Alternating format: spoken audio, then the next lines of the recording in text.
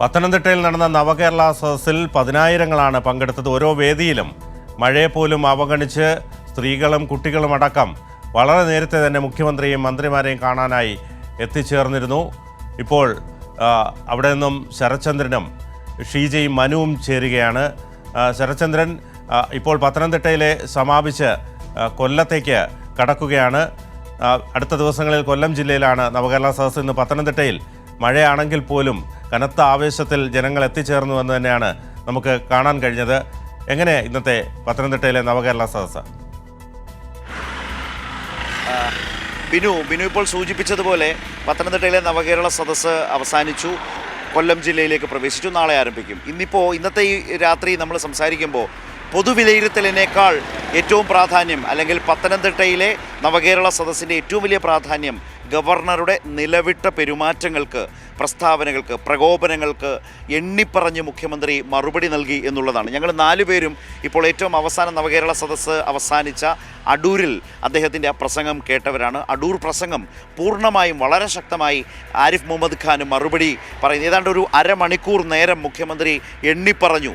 എന്താണ് ആരിഫ് മുഹമ്മദ് ഖാൻ ബ്ലഡി കണ്ണൂർ എന്നതുകൊണ്ട് ഉദ്ദേശിക്കുന്നത് എന്ന് ചോദിച്ചു തുടങ്ങി. നമ്മളിപ്പോൾ കണ്ടതുപോലെ, കേട്ടതുപോലെ പഴശ്ശിയുടെയും കേരളവർമ്മയുടെയും ഒക്കെ നാട് ഓർമ്മയുണ്ടോ, അറിയാമോ ആരിഫ് മുഹമ്മദ് ഖാന് എന്ന് ചോദിച്ചുകൊണ്ട് മുഖ്യമന്ത്രി പറഞ്ഞത്, എന്നെ ആക്ഷേപിക്കാൻ വേണ്ടി വിളിച്ചു പറയുന്നത് ഒരു നാടിനെ ആക്ഷേപിക്കാൻ വേണ്ടിയാകുന്നത് എങ്ങനെ യോജിക്കാനാകും എന്നാണ് അദ്ദേഹം ചോദിച്ചത്.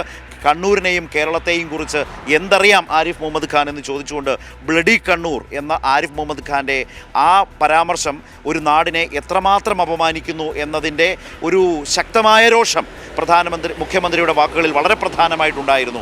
അപ്പോൾ ബ്ലഡി കണ്ണൂർ എന്ന് പറയുമ്പോൾ പഴശ്ശിയിൽ തുടങ്ങി കണ്ണൂരിൻ്റെ സമര പാരമ്പര്യം, സ്വാതന്ത്ര്യ സമര പാരമ്പര്യം, കയ്യൂരിനെ അറിയുമോ ആരിഫ് മുഹമ്മദ് ഖാൻ എന്ന് ചോദിച്ച മുഖ്യമന്ത്രി കയ്യൂരും കരിവള്ളൂരും പാടിക്കുന്നും മുനയൻകുന്നും കോറോമും എല്ലാം തില്ലങ്കേരിയും അടങ്ങുന്ന ഈ സമര പോരാട്ടങ്ങളുടെ കമ്മ്യൂണിസ്റ്റുകാർ ധീരരക്തസാക്ഷികളായ ഓരോ ഇടവും ചൂണ്ടിക്കാട്ടിക്കൊണ്ടാണ് സംസാരിച്ചത്.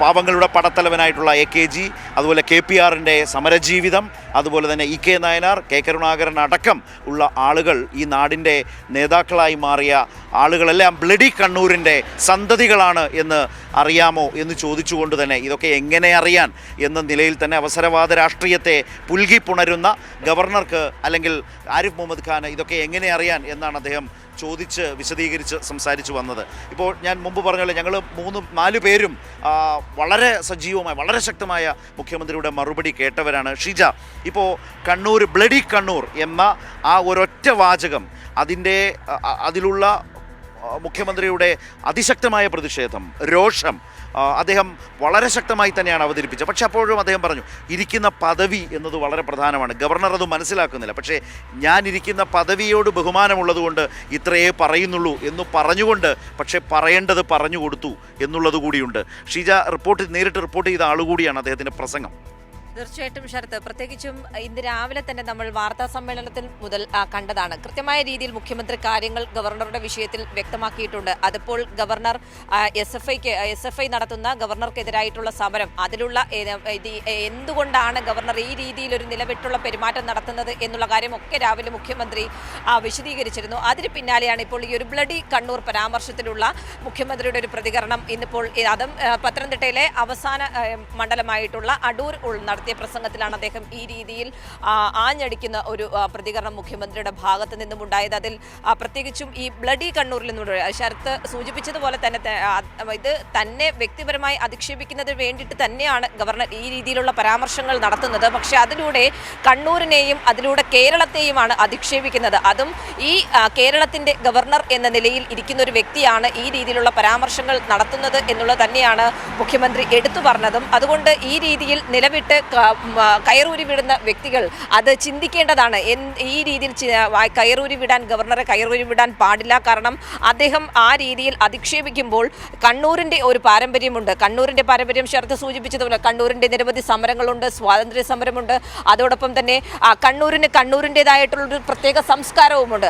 അതിനെയെല്ലാമാണ് ഇവിടെ അധിക്ഷേപിക്കുന്നത്. അതൊരു ഇടതുപക്ഷമെന്നോ ഇടതുപക്ഷത്തുള്ളവരെന്നോ എന്നുള്ളതല്ല, മറിച്ച് കേരളം എന്നുള്ളൊരു പൊതുവികാരമാണ്. അതിനെയാണ് ഇവിടെ ഗവർണർ അധിക്ഷേപിക്കുന്നത്. അതുകൊണ്ട് തന്നെയാണ് മുഖ്യമന്ത്രി ഈ രീതിയിലുള്ളൊരു പ്രതികരണത്തിലേക്ക് പോയത് എന്നുള്ളത് എടുത്തു പറയേണ്ടത് തന്നെയാണ്.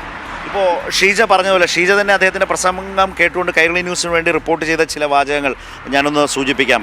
മരിച്ചു വീണവരുടെ രക്തമാണോ ആരിഫ് മുഹമ്മദ് ഖാന് ബ്ലഡി എന്ന് മുഖ്യമന്ത്രി ചോദിക്കുകയുണ്ടായി. എന്തും വിളിച്ചു പറഞ്ഞ് നാടിനെ അപമാനിക്കാം എന്നാണോ കരുതുന്നത്? അങ്ങനെയാണെങ്കിൽ അത് ഈ നാട്ടിൽ ചെലവാകില്ല എന്ന് മുഖ്യമന്ത്രി പറഞ്ഞു. രക്തസാക്ഷിത്വം മുമ്പ് ഞങ്ങൾ സൂചിപ്പിച്ച പോലെ എണ്ണിപ്പറഞ്ഞാണ് മുഖ്യമന്ത്രി സംസാരിച്ചത്. അതുപോലെ തന്നെ വളരെ പ്രധാനപ്പെട്ട കാര്യം, കേന്ദ്ര സർക്കാരിന് ശക്തമായ മുന്നറിയിപ്പ് അദ്ദേഹം നൽകി. അതുപോലെ തന്നെ ഇപ്പോൾ കാലിക്കറ്റ് സർവകലാശാലയിൽ വന്ന് ആ ഗസ്റ്റ് ഹൗസിൽ താമസിച്ച് ചാൻസലർ എന്ന നിലയിൽ വിദ്യാർത്ഥി സംഘടനയുമായി SFIയുമായി നേർക്കുനേർ പോരടിക്കും മട്ടിൽ അദ്ദേഹം പ്രവർത്തിച്ചുകൊണ്ടിരിക്കുന്നതിനെ വളരെ ശക്തമായി കേരളത്തിൻ്റെ ഉന്നത വിദ്യാഭ്യാസത്തെ കാവ്യവൽക്കരിക്കാനുള്ള ചാൻസലറുടെ നീക്കത്തിനെതിരെ ഒരു വിട്ടുവീഴ്ചയുമില്ലാത്ത സമരം SFI ചെയ്യുമെന്ന് പറയുമ്പോൾ ഇന്ന് വൈകുന്നേരം അടക്കം അവിടെ കാട്ടിക്കൂട്ടിയ കാര്യങ്ങളൊക്കെ ഉണ്ട്. അതേക്കുറിച്ച് മുഖ്യമന്ത്രി പറയുണ്ടായി ഷീജ. അദ്ദേഹം പറഞ്ഞത് ഇതുപോലത്തെ പ്രതിഷേധത്തിന് മുമ്പിലേക്ക് കാറിൽ നിന്ന് ഇറങ്ങിച്ചെന്നതോടുകൂടി ഏതോ വലിയൊരു ഹീറോയിസം വർക്കൗട്ടായി എന്ന മട്ടിൽ ഗവർണർ അതിനെ അല്ലെങ്കിൽ ചാൻസലർ അതിനെ കാണുന്നതിനെക്കുറിച്ച് മുഖ്യമന്ത്രി പറഞ്ഞത് ഇങ്ങനെയാണ്. അതായത് അദ്ദേഹം പറഞ്ഞത്, കുട്ടികൾ ഞാൻ ഇറങ്ങിയപ്പോൾ അവർ ഓടിപ്പോയി എന്നൊക്കെയാണല്ലോ വിളിച്ചു പറയുന്നത്, ആരിഫ് മുഹമ്മദ് ഖാൻ വിളിച്ചു പറയുന്നത്. പക്ഷേ കുട്ടികൾ അടുത്തു വന്നാൽ നിങ്ങൾ എന്തു ചെയ്യും എന്നാണ് പറയുന്നത് എന്ന് മുഖ്യമന്ത്രി നേരിട്ട് ചോദിക്കുകയുണ്ടായി. അദ്ദേഹം പക്ഷേ പറഞ്ഞു, ഇപ്പോൾ ഇത്രേ പറയുന്നുള്ളൂ. അവിടെയാണ് നേരത്തെ നമ്മൾ പറഞ്ഞതുപോലെ ആ ഇരിക്കുന്ന പദവിയോട് ബഹുമാനമുള്ളതുകൊണ്ട് തൽക്കാലം അവിടെ നിർത്തുന്നു എന്ന് പറയുന്നത്. മനു, ഇതിൽ രണ്ടാം ഭാഗമുണ്ട്. അത് കേന്ദ്ര സർക്കാരിനോട് മുഖ്യമന്ത്രി ആരിഫ് മുഹമ്മദ് ഖാൻ്റെ ഈ അവസ്ഥയുമായി ബന്ധപ്പെട്ട് കേന്ദ്ര സർക്കാരിന് നൽകുന്ന മുന്നറിയിപ്പ്, കേന്ദ്ര സർക്കാരിനോട് പ്രകടിപ്പിച്ച പ്രതിഷേധം, വിമർശനം, അതെങ്ങനെയായിരുന്നു? തീർച്ചയായും ഈ പറഞ്ഞതുപോലെ ഈ കയറൂരി വിടുന്നവർ അത് ശ്രദ്ധിക്കണമെന്നാണ് മുഖ്യമന്ത്രി പറഞ്ഞു വെച്ചത്. നിലയ്ക്ക് നിർത്തണമെന്നാണ്. അത് കൃത്യമായി നമുക്കറിയാം. ഗവർണറെ ഉപയോഗിച്ച് രാഷ്ട്രീയം കളിക്കുന്നത് കേന്ദ്ര സർക്കാരാണ്, BJP സർക്കാരാണ്. അവർക്കുള്ള കൃത്യമായ മറുപടിയാണ് മുഖ്യമന്ത്രി ആ വാക്കുകളിലൂടെ പറഞ്ഞു വെച്ചത്. എന്നിട്ട് അവസാനം മുഖ്യമന്ത്രി പറഞ്ഞൊരു കാര്യമുണ്ടല്ലോ, ഇരിക്കുന്ന പദവിയുടെ ഒരു പ്രശ്നമുണ്ട്. ആ ഇരിക്കുന്ന പദവിയുടെ മാന്യതയ്ക്കനുസരിച്ചാണ് ഞാൻ ഇങ്ങനെ പറഞ്ഞ് അവസാനിപ്പിക്കുന്നത്. ഇങ്ങനെയല്ല പറയേണ്ടതെന്ന് നിങ്ങൾക്കും വ്യക്തമായിട്ട് അറിയാവുന്നതാണ് എന്ന് പറഞ്ഞുകൊണ്ടാണ് ആ രാഷ്ട്രീയ വിമർശനം മുഖ്യമന്ത്രി കൃത്യമായി മുന്നോട്ട് വെച്ചത്. അതിലേറ്റവും പ്രധാനപ്പെട്ട കാര്യം, കണ്ണൂരിനെ ബ്ലഡി കണ്ണൂർ എന്ന് പറഞ്ഞ് വിമർശിച്ച വിഷയമുണ്ടല്ലോ, വിമർശിച്ചതല്ല ആക്ഷേപിച്ച വിഷയം. അവിടെ ഒരു പ്രധാനപ്പെട്ട കാര്യമുണ്ട്. ഒന്ന്, ബ്രിട്ടീഷുകാർക്കെതിരെയും സംഘപരിവാറിനെതിരെയും ഏറ്റവും ശക്തമായ നിലപാട് സ്വീകരിക്കുന്ന ഒരു ജില്ല കൂടിയാണ് കണ്ണൂർ എന്ന് പറയുന്നത്. അപ്പോൾ ആ കണ്ണൂരിനെ അപമാനിക്കാം. സാധാരണഗതിയിൽ വ്യക്തിപരമായ അധിക്ഷേപങ്ങൾ വന്നാൽ മുഖ്യമന്ത്രി അതിന് മറുപടി പറയാൻ നിൽക്കാത്ത ആളാണ്, മുഖ്യമന്ത്രി അത് മൈൻഡ് ചെയ്യാത്ത ആളാണ്. പക്ഷേ ഇതിനപ്പുറത്തേക്ക് ഇത് കണ്ണൂരിനെ പറയുമ്പോൾ ഒരു നാടിനെയും ഇത്രയധികം സമര പാരമ്പര്യവും സംഘപരിവാറിനെതിരെയും ബ്രിട്ടീഷുകാർക്കെതിരെയും സ്വീകരിച്ച ഒരു മണ്ണിനെയും അപമാനിക്കുന്ന എന്ന തലത്തിലേക്ക് മുഖ്യമന്ത്രി പോവുകയാണ്. അവിടെയാണ് ഈ രൂക്ഷമായ വിമർശനങ്ങൾ പ്രസക്തമാകുന്നതും. അപ്പോൾ അതിന് ആ വിമർശനങ്ങൾ, അതായത് ആരിഫ് മുഹമ്മദ് ഖാൻ്റെ ഈ പരാമർശങ്ങൾക്ക് പുറകിൽ കൃത്യമായ രാഷ്ട്രീയമുണ്ട് എന്ന വ്യക്തമായ തിരിച്ചറിവ് മുഖ്യമന്ത്രി നാടിനോട് പറയുകയാണ്. ആ തിരിച്ചറിവ് എന്താണ്? അത് ഗവർണറുടെ പരാമർശങ്ങൾക്ക് പിന്നിൽ അത് BJP സർക്കാരാണ്, അത് കേന്ദ്ര സർക്കാരാണെന്ന കാര്യത്തിൽ ഒരു സംശയവും വേണ്ട. ആ പരിപ്പ് ഇവിടെ ചെലവാകില്ല. കേരളത്തിൽ, പുരോഗമന കേരളത്തിൽ അത് അനുവദിക്കാൻ കഴിയില്ല എന്ന് കൃത്യമായി മുഖ്യമന്ത്രി പറഞ്ഞു വെക്കുകയാണ്. ഈ പറഞ്ഞ ഭാഷയിൽ പറഞ്ഞില്ല എന്നേ ഉള്ളൂ, പക്ഷേ അതിൻ്റെ പരമമായ അർത്ഥം ഈ പരിപാടി ഇവിടെ നടക്കില്ല. അത് നിയന്ത്രിക്കേണ്ടവർ നിയന്ത്രിച്ച് നിർത്തണം, നിലയ്ക്ക് നിർത്തേണ്ടവർ നിർത്തണം. കാരണം അങ്ങനെ ചുമ്മാതെ അങ്ങനെ കയറൂരി വിട്ടാൽ ശരിയാകില്ല എന്ന് മുഖ്യമന്ത്രി പറഞ്ഞു വെക്കുമ്പോൾ അത് ചെന്നുകൊള്ളുന്നത് അത് BJP സർക്കാരിനാണ്, കേന്ദ്ര സർക്കാരിനാണ് എന്ന കാര്യത്തിൽ ഒരു സംശയവും വേണ്ട. ഒപ്പം പിന്നീട് പറഞ്ഞ അടുത്ത ഭാഗം, ചാൻസലർ കാലിക്കറ്റ് സർവകലാശാലയിൽ ഇപ്പോൾ നടത്തിക്കൊണ്ടിരിക്കുന്നത്. ഇന്ന് വീണ്ടും തിരികെ വരുന്നു ഗവർണർ ഈ ഗസ്റ്റ് ഹൗസിലേക്ക്. അവിടെ വന്ന് ഗവർണർക്കെതിരെ, ചാൻസലർക്കെതിരെ SFI ഉയർത്തിയ ബാനറുകൾ പിൻവലി അഴിച്ചു മാറ്റുന്നു. പക്ഷേ കുട്ടികൾ വലിയ പ്രതിഷേധത്തിലേക്ക് പോകുന്നു. വീണ്ടും അവർ ആ ബാനറുകൾ ഉയർത്തുന്നു. അതുമാത്രമല്ല, SFI നഗരത്തിലാകമാനം 100-ലധികം ബാനറുകൾ ഗവർണർക്കെതിരെ ഉയർത്തുമെന്ന് പറയുന്നു. സംഘപരിവാർ അനുകൂല സംഘടന ഉയർത്തിയ ബാനർ കത്തിച്ചുകൊണ്ട് പ്രതിഷേധത്തിലേക്ക് പോകുമെന്ന് പറയുന്നു. ചാൻസലർക്ക് ഒരധികാരവും ഒരു ഭരണഘടനയും നൽകുന്നില്ല. ഓരോ സർവകലാശാലയുടെയും നിയമങ്ങൾക്കനുസരിച്ച് സംസ്ഥാന നിയമസഭ പാസാക്കിയ നിയമത്തിന്റെ അടിസ്ഥാനത്തിലുള്ള ചുമതലകൾ മാത്രമാണ് അവിടെ ഉള്ളത്. അതുകൂടി പറയുകയാണ്. അതിന്റെ വിശദാംശങ്ങൾ കോഴിക്കോട് നിന്ന് കൂടുതലായി ഇതിനകം വരികയും ചെയ്തു മനു. പക്ഷേ മനു ഇപ്പോൾ സൂചിപ്പിച്ചതുപോലെ കേന്ദ്ര സർക്കാരിനോടുകൂടിയാണ് മുഖ്യമന്ത്രി ഇന്ന് അടൂർ പ്രസംഗത്തിൽ സംസാരിച്ചത്. വിവരദോഷത്തിനൊരു അതിരു വേണം എന്നാണ് ആരിഫ് മുഹമ്മദ് ഖാന്റെ കാര്യത്തിൽ പറഞ്ഞത്. നിലതെറ്റിയ മനുഷ്യനെ നിലയ്ക്ക് നിർത്തണം എന്ന നിലയിൽ മോദി സർക്കാരിനോടും കൂടിയാണ് കേരളത്തിന്റെ പൊതുപ്രതിഷേധം ഇന്ന് മുഖ്യമന്ത്രി അവതരിപ്പിച്ചത്. അത് അവിടം കൊണ്ടും തീരുന്നില്ല. സുജു, ഒരു കാര്യം, ഈ പ്രസംഗത്തിൻ്റെ ഒടുവിൽ കോൺഗ്രസ് നയിക്കുന്ന പ്രതിപക്ഷത്തോട് വിമർശനപരമായി മുഖ്യമന്ത്രി ഈ സാഹചര്യത്തെക്കുറിച്ച് പറഞ്ഞത് എന്താണ്? ശരണ്യ, മുഖ്യമന്ത്രി പ്രധാനമായി കോൺഗ്രസ് പുലർത്തുന്ന രാഷ്ട്രീയ മൗനത്തെയാണ് മുഖ്യമന്ത്രി വിമർശിച്ചത്.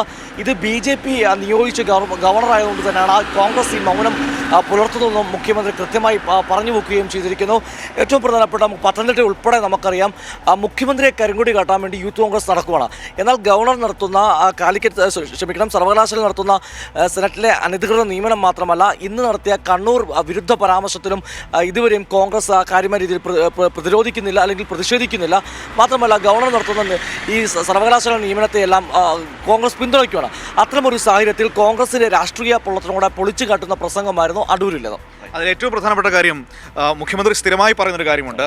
അതായത് BJP സർക്കാരിനെ നോവിക്കുന്ന ഒരു പരിപാടിക്കും സംസ്ഥാനത്തെ കോൺഗ്രസ് നിൽക്കുന്നില്ല, അല്ലെങ്കിൽ UDF MPമാർ നിൽക്കുന്നില്ല എന്ന് കൃത്യമായി മുഖ്യമന്ത്രി പറയാറുണ്ട്. ഇന്നും ഈ വിഷയത്തിൽ മുഖ്യമന്ത്രി അത് തന്നെയാണ് പറഞ്ഞത്. എന്തുകൊണ്ട് ഒരു വാക്ക് പോലും ഈ ഗവർണർ നടത്തുന്ന പരാമർശങ്ങൾക്കെതിരെ കോൺഗ്രസ് പറയുന്നത്? അതിൽ കരുണാകരന്റെ പേര് മുഖ്യമന്ത്രി പറയുന്നുണ്ട്. കേരളത്തിന്റെ മുഖ്യമന്ത്രിയായിരുന്ന വ്യക്തിയാണ് കരുണാകരൻ. അദ്ദേഹത്തിന്റെ കൂടി ജന്മനാടാണ്. മൊയ്യാരത്ത് ശങ്കരന്റെ കാര്യം പറയുന്നുണ്ട്. ആദ്യകാല കോൺഗ്രസ് നേതാവായിരുന്നു. അങ്ങനെയുള്ള എത്രയോ മഹത്തായ വ്യക്തികൾക്ക് ജന്മം നൽകിയ മണ്ണാണ്. ആ മണ്ണിനെ കുറിച്ച് പറഞ്ഞിട്ട് ഒരു അക്ഷരം കോൺഗ്രസ് നേതൃത്വം മിണ്ടുന്നുണ്ടോ എന്ന വലിയ വിമർശനവും മുന്നോട്ട് വയ്ക്കുകയാണ്. അപ്പോൾ ഏതായാലും ഇപ്പോൾ ഈ പത്തനംതിട്ട വിട്ട് കൊല്ലം ജില്ലയിലേക്ക് നവകേരള സദസ്സ് കടക്കുമ്പോൾ ഗവർണറുടെ ഈ പറഞ്ഞ പ്രകോപനപരമായ നടപടികൾ നിലവിട്ട് അതിൻ്റെ ഒരു പരമാവധിയിൽ മറ്റൊരു തലത്തിലേക്ക് പോകുമ്പോൾ അതിനോട് ഒരു തരത്തിലും വിധേയപ്പെടാനോ അതിനോട് പൊരുത്തപ്പെടാനോ അല്ലെങ്കിൽ ആ സമ്മർദ്ദത്തിനെ കണ്ടില്ലെന്ന് നടിച്ച് മുന്നോട്ട് പോകാനോ തയ്യാറല്ല എന്ന കൃത്യമായ വിശദീകരണമാണ് ഇന്ന് അടൂർ പ്രസംഗത്തിലൂടെ മുഖ്യമന്ത്രി നൽകിയത്. ബിനു. ശരി ശരത്ത്, ഗവർണറുടെ കണ്ണൂർ വിരുദ്ധ പരാമർശത്തിന് മുഖ്യമന്ത്രി കനത്ത മറുപടി തന്നെയാണ് നൽകിയത്. ഇന്ത്യൻ രാഷ്ട്രീയത്തിലെ അവസരവാദിയായ ആരിഫ് മുഹമ്മദ് ഖാന് കേരളത്തെക്കുറിച്ച് എന്തറിയാമെന്ന് മുഖ്യമന്ത്രി പിണറായി വിജയൻ ചോദിച്ചു. ഒരു നാടിനെ ആക്ഷേപിക്കാൻ പുറപ്പെടുമ്പോൾ ആ നാടിനെക്കുറിച്ച് അറിയണം.